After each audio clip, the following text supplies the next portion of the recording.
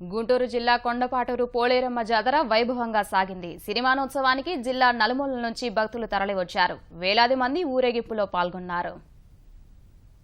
గుంటూరు జిల్లా కొండపాటూరు పోలేరమ్మ ఆలయానికి 400 ఏళ్ల చరిత్ర ఉంది. దశాబ్దాలుగా గ్రామంలో అమ్మవారి సిరిమానోత్సవాన్ని నిర్వహిస్తున్నారు. చుట్టుపక్కల గ్రామాల నుంచి మహిళలు కుంకుమ బళ్లతో ఆలయం వద్దకు చేరుకోగానే సిరిమానను గ్రామంలోకి ప్రదర్శనగా తీసుకెళ్లారు.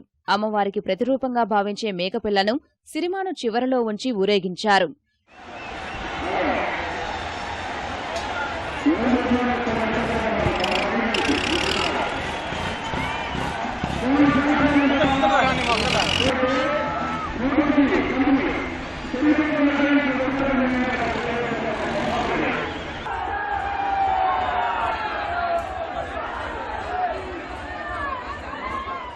సిరిమానోత్సవంలో పాల్గొనడం సంతోషాన్నిచ్చిందని భక్తులు చెబుతున్నారు.